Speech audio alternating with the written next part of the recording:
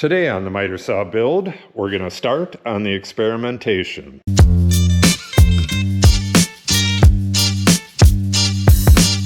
I've always planned on dropping the miter saw down 3.5 inches to its final height, but when I do that, it's going to be bolted in place. You can see I got bolts right here, and there's going to be a lot into that.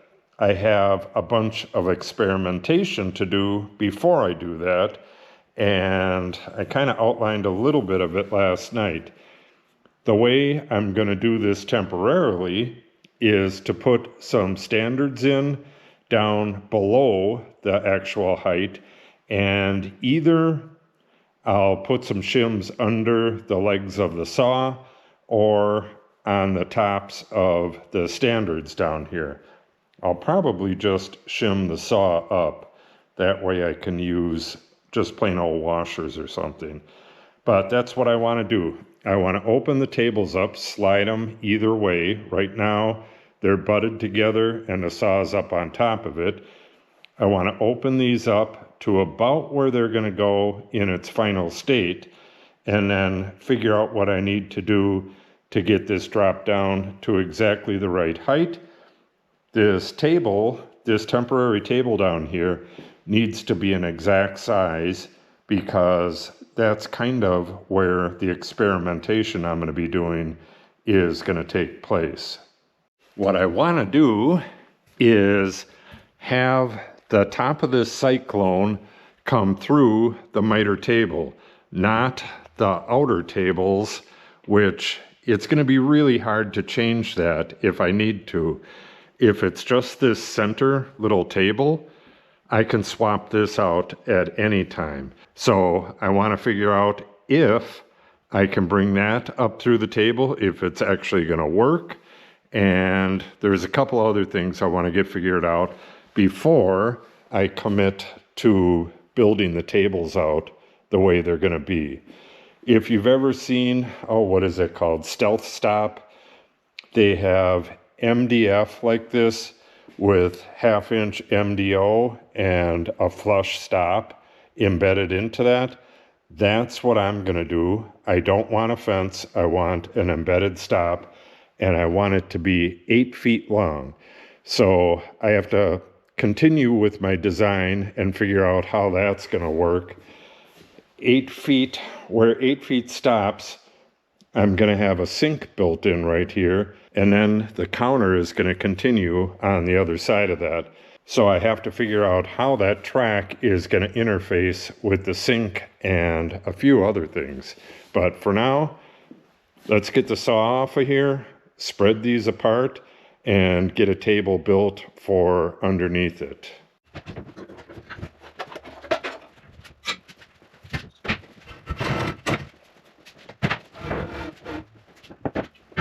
Okay, got this cleared off. I haven't cut it to size yet, but while I was clearing this off, I was thinking, I don't need all of that space in this lower part, and I really don't want to damage it taking it apart.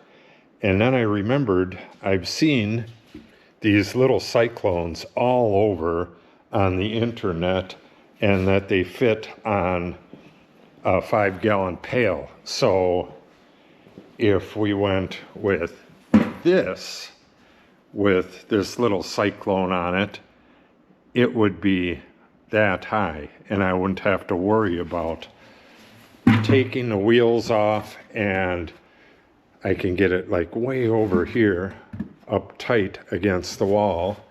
With the cover on it, it would be tight up against the wall. Yeah, I'm going to have to look into that tonight. We'll push this aside for now and count on using a 5-gallon pail with a different kind of a cyclone on it. I think Oneida makes them as well, but there's probably generic ones on Amazon. I'll look into that tonight. Let me get this cut real quick, and we'll get that installed. I need to find out where the bolt holes are I've already done all this stuff, but I have no idea where the drawings are. That was quite some time ago. If you've watched the previous episodes, my old miter table is out there. I'll show it again once or twice, and then I'm going to end up burning it. Okay, let me get that cut real quick. Let me show you where we're at. This is the size that the final table is going to be, but the final table is going to be shy of these standards. It's only going to hit on one standard. So I cut some pieces that I'm going to screw onto the bottom of that so I can put this on 3 standards. Let me do that real quick and we'll get this in place. Then we'll figure out what we need to do to get the saw to the correct height and get the saw positioned and all that stuff.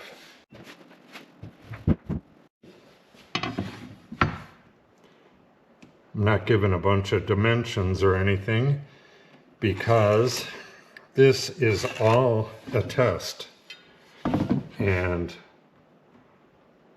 things are probably going to change before the final version, and once I get everything figured out, I'll put some final drawings on the internet, probably on Patreon. Okay, I was centering the shelf on the center bracket. Now these shelves have a place to screw them in place, but yeah, it's going to be a little wobbly, but I'm not going to screw it in place right now. Let's get the saw on there and see what it looks like first. I'm going to have to take this off a couple times. I have to cut that round hole right here, and I have to figure out how I'm going to get this connected to the cyclone down through here and not through one of the tables up here.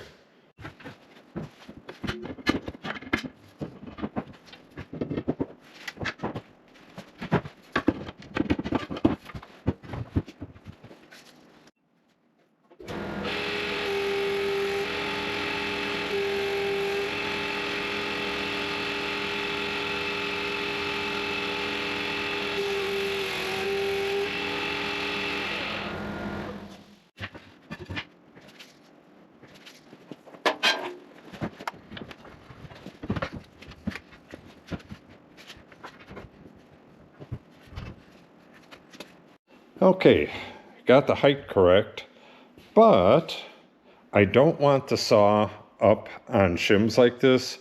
So what I'm going to do, I think I'm going to make another shim and then put the shims underneath on the brackets, because the underside of this is the base right here. This turntable comes real close to the base, and then I'm going to cut through the base and have a bucket underneath there to catch all the trash that goes through here.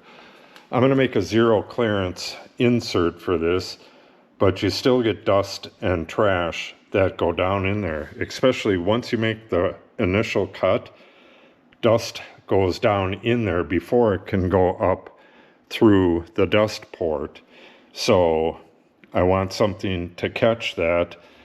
It's not going to have any vacuum to it. It's just going to be a bucket that's screwed underneath there. And last night I was looking at that, and the bucket, I'd kind of like to cut it short or find something that'll work instead of a bucket, but I want to use these and screw it on there. So it's easy enough to just cut a bucket, cut it right at this rim right here where it has all of its strength, and then just glue a flat piece on below it. That's plenty of room for the stuff that collects underneath the saw. I could let that go for probably a year. Well, we'll see with it in action. But anyways, that's why I don't want these on top. I want to see how that bucket below it works without having it this high off the table. With it this high off the table like that, it's going to act very different than it will at its correct height. Okay, what else do I got to do?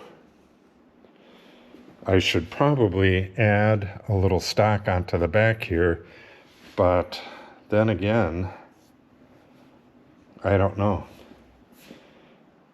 I think maybe I'll just pull this off, cut that round hole, get these underneath it and one in the center as well. And then, oh yeah, I'm not going to be able to put 3 brackets on there anyways, not with the bucket on there. So, I mean, this is plenty strong enough to span that distance.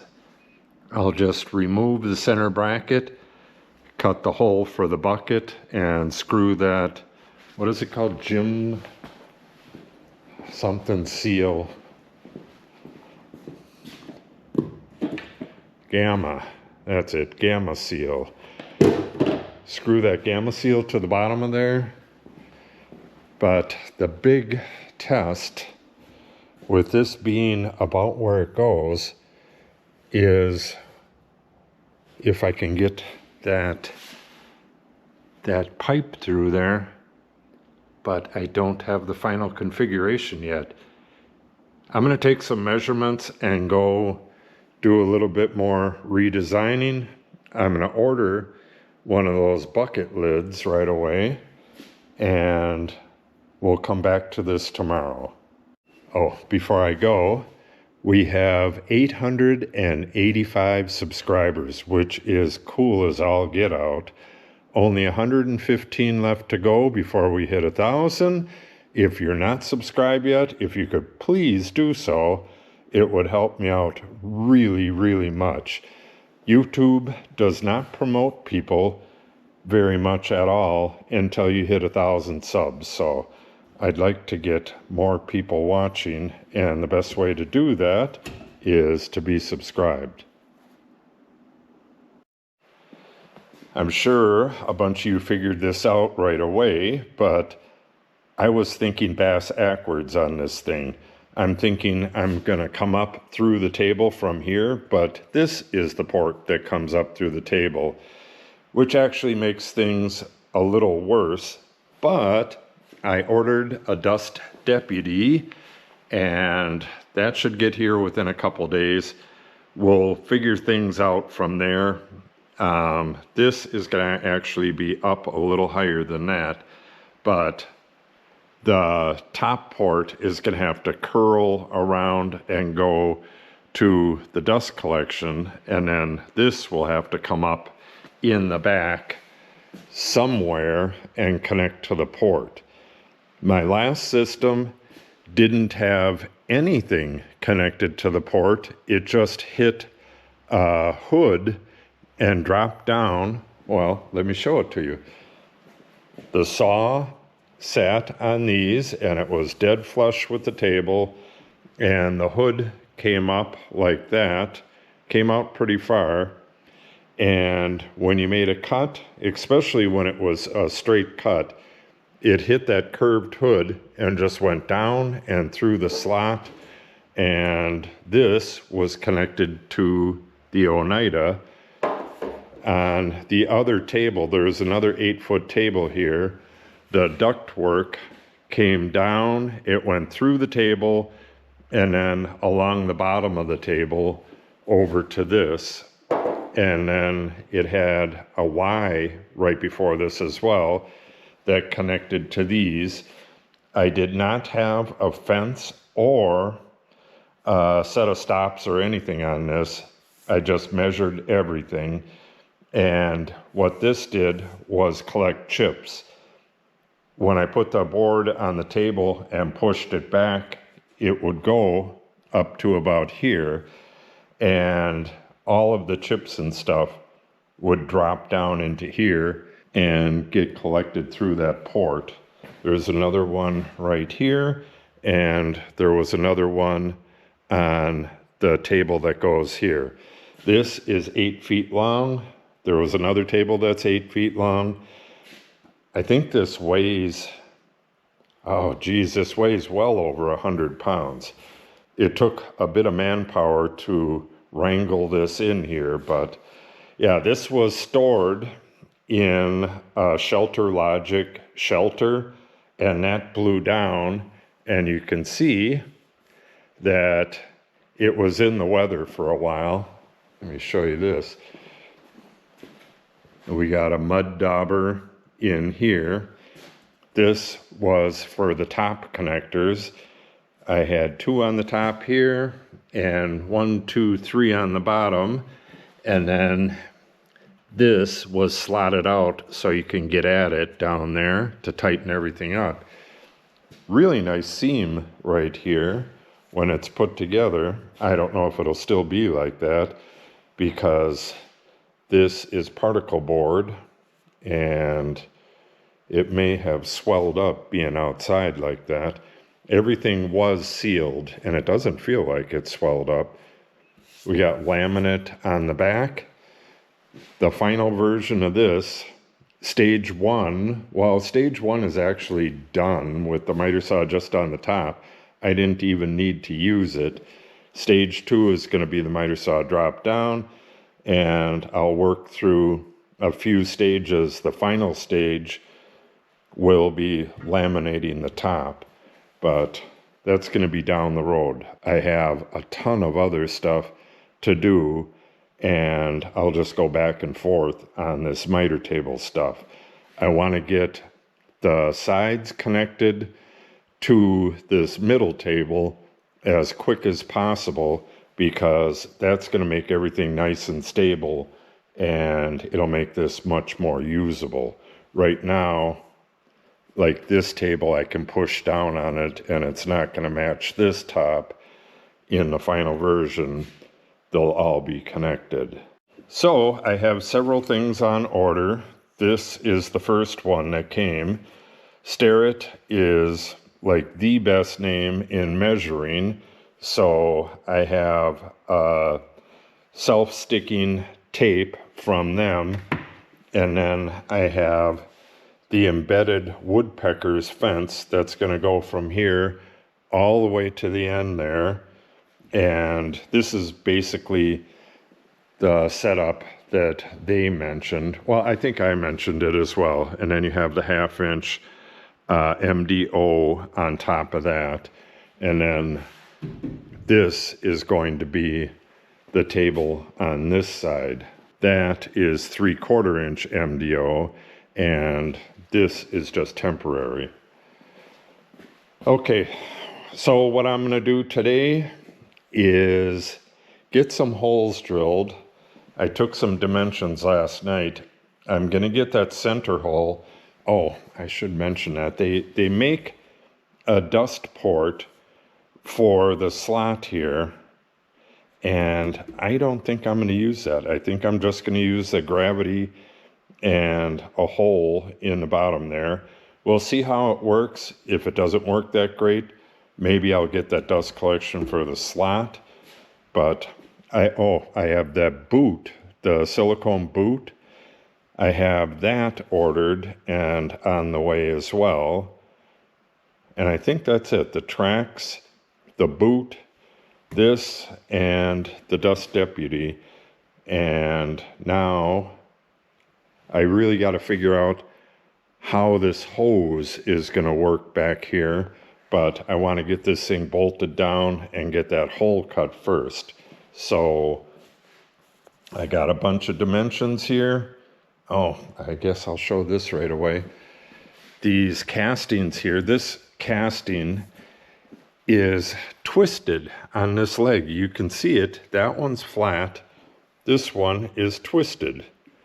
And if you look under here, you can see, I'm sure you can see that, it's twisted, it's like 10 degrees.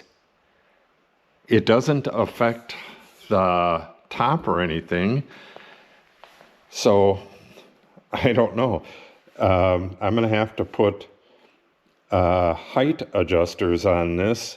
I have an idea how to do that. That shouldn't be too hard.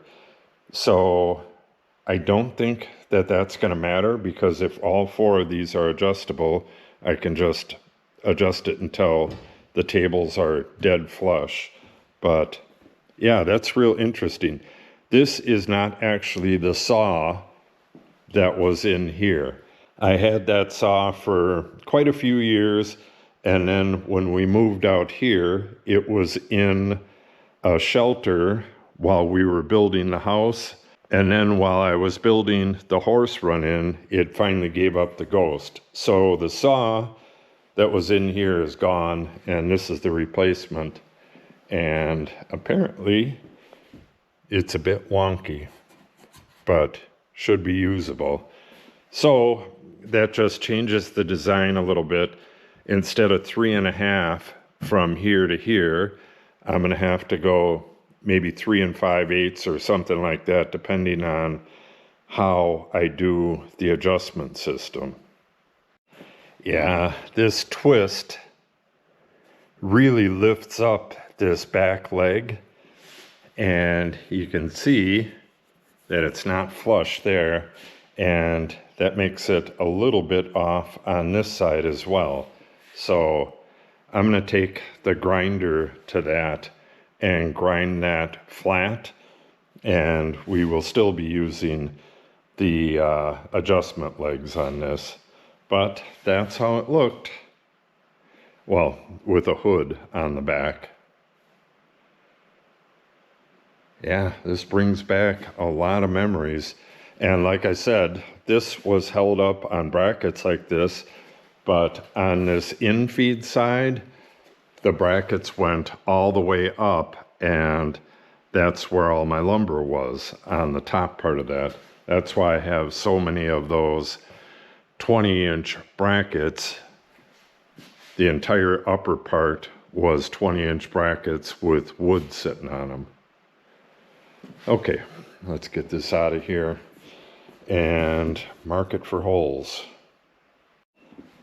I got the holes drilled, and I got this bolted together and used washers as shims to get this pretty much dead level with the tables. And I was working on a design for a lift system, so I could do this on the final version. Let me show you that right here.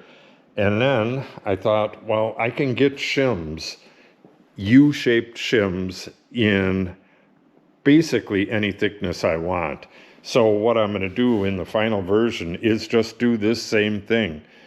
I'll have bolts with 1 or 2 shims. I'll just make the difference between this table and this table a 1/16 of an inch, and I can get really tiny little shims, and I'll shim it up perfect and then just bolt it in place. If I ever go with a different saw, I can take the mount where this table goes down to mount this table. I can put shims in there as well.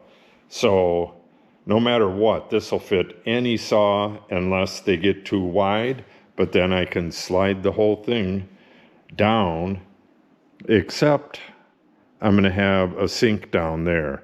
Most people would not have a sink. I can just cut some off the end and slide it down as well. I just want to make sure that this is completely modifiable, so I can put any saw in here if I get a different saw. I got that drawn out here. I drew this as well last night with my little dust deputy that came yesterday. So what I had thought was to have like a circle, like a loop of hose come through and connect to the dust deputy. And this is a little better version of it. And I'm just kind of trying that out right now. I believe I'm going to have to get an elbow from the same place as I'm getting that silicone boot for here. What I got on there now is, this is just 1/2 inch street elbow. I think I'm going to tape it so that I can work on this better. And this is just part of my shop vac.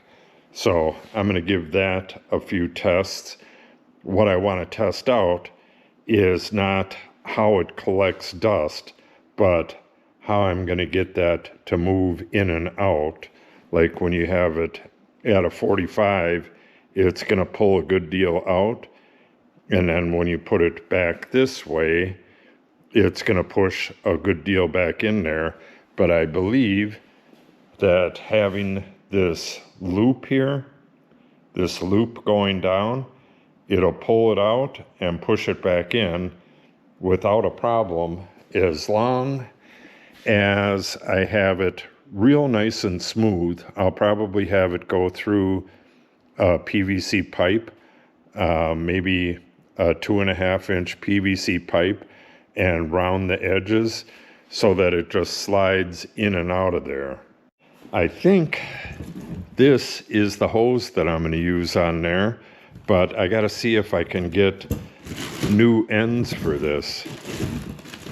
Can't see the other end, but I believe it has 2 ends like this.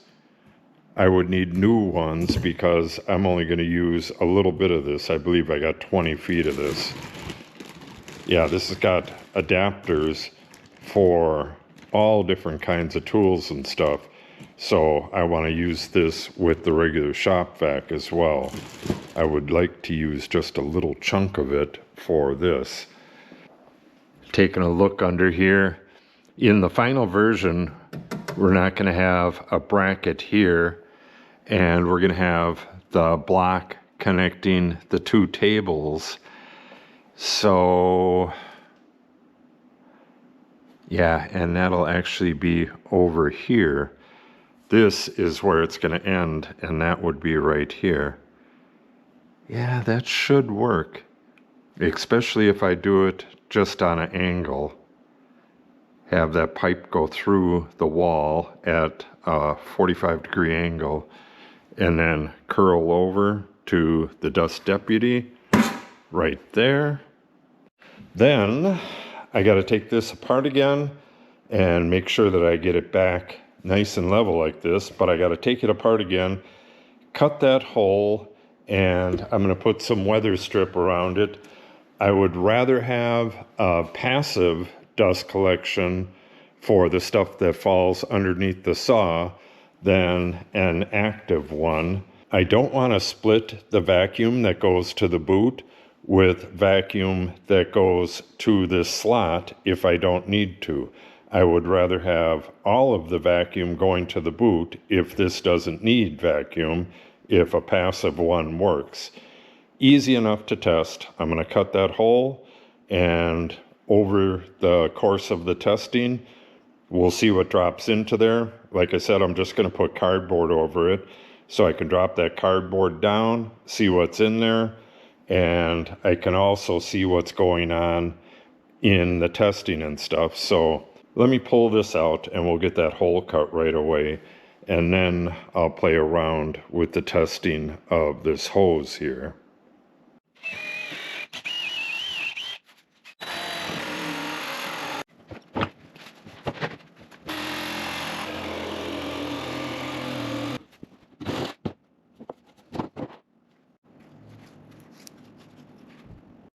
All right, we got our weather stripping and some cardboard underneath. And again, I'm just testing to see how well this will do to stop the passive sawdust that goes underneath the saw. And this hole is 8.5 inches diameter, and that's so it'll work with this gamma seal. I could go bigger, but if I do, I'll have to figure out a different kind of a lid. I think the 8.5 comes right to here. That gives me just enough meat to get this mounted to the underside. All right, let's get the saw on here, and we got all our nuts and bolts back here. Get this back together and see what it looks like. Okay, I got this set up again, and you can reach right in there. I'm not sure how much this is going to catch, but I believe it'll catch a fair amount. And I don't think this is going to be a problem anyways underneath the saw here. The biggest problem is right behind the saw, and then any of the ambient stuff that gets into this back area. So I'll be designing that hood as well. But as for this, I really need to change this saw out to a non-combination saw and get rid of this. I don't need this to pivot. I'll probably do that, put the combination, put this one back on there, and put just a miter saw here. This is going to be for rough wood that comes into the shop, cutting that to length, and then once it's machined and everything, cutting it to length again and possibly mitering it. And basically, that's all I want this to do. If I have any compound miters to do, I can do it on the other saw. But anyways, I need an elbow, and I can make one, but I'll see if that Inspire Woodworks makes one. I need one that'll come out and go straight down, so it's probably, 110, maybe 120 degrees, something like that. Something that will go down and into a slot that's arced around in back there with rounded edges. I don't know if that's making any sense to you or not, but as you turn this, the hose would just go smoothly through that spot or that slot, and as you make your cut, it's just going to lift it up through the slot. I think that's the way to do it. I can actually show you. It's not going to work all that well. I played around with it and had the hose coming up through the back here, and it worked that way. The biggest problem is this angle on here. It's not as bad once you start to cut, but before you start to cut, that angle is not going to do.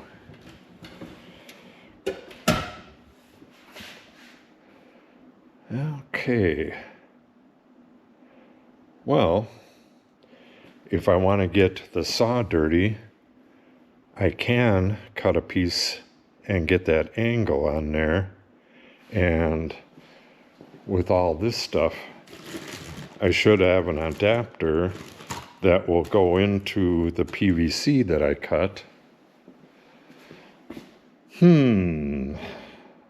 me think on this for a little bit.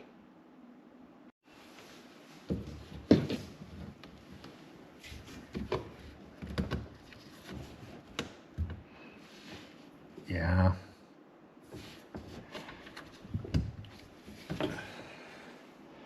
That angle is just too much. At least with it going through the slot like that, but yeah, that's gonna work.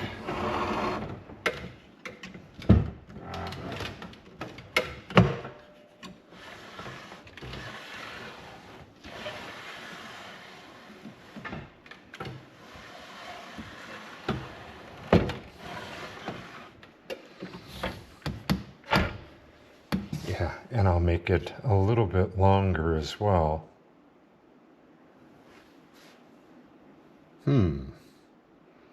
I went over to the machine shed, and I've been looking for the last 20 minutes going through all the fittings and stuff, and I really don't have much 1.25 inch of the PVC water pipe. But then I thought, I seen this up there and thought, oh geez, I got some 1.25 inch conduit. Kind of messed up, but this is gonna fit Perfect. That takes up almost that exact end there. Now if I cut this, I'll figure out the angle. Well, we'll see if this angle works right away.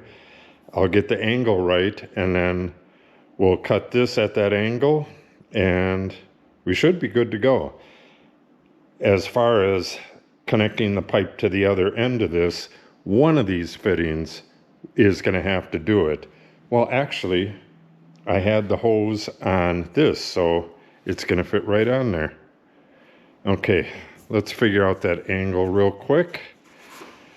And then once I get this elbow done, that's going to have to be it for this video.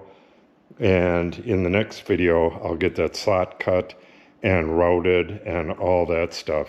It's Friday and it's almost quitting time right now, so I got to hurry this up and get this part done.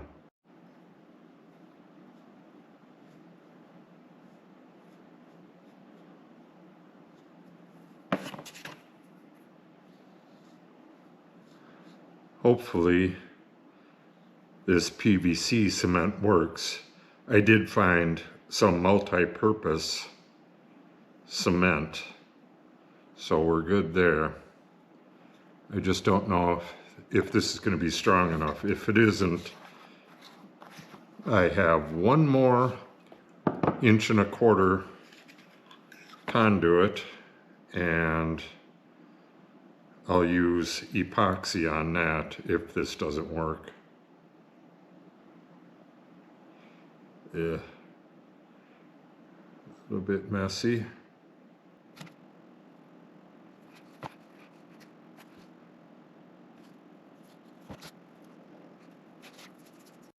Okay, that's it. The angle is 35 degrees. So I tried 34 and then 36, and it turns out it was 35. It's not super critical because it's going to rock on here, but that's the best I can get it. So 35 degrees on that angle, and this is 1.25 inch electrical conduit.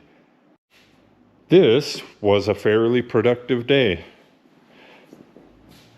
In the next video, I'm going to figure out what hose I'm going to be using on this, and we'll make a mark right here, and at either end, we'll take the saw off, put this back in the hole, and try to trace that arc out as well as we can. We'll get that cut, and we'll round the edges on that, and we'll go test it out. Hopefully by then the silicone boot will come and we can start testing this out, and we can start testing out the hood for the ambient dust at that time as well. Yeah, we should have the testing done by the end of the next video. That's what I'm hoping. All right, I'm going to sign off. We got 890 subscribers, 110 to go. If you haven't subscribed yet, please do so. We're trying to get to 1,000 so the YouTube algorithm doesn't hate us anymore. And that'll be it for today. Thanks for watching.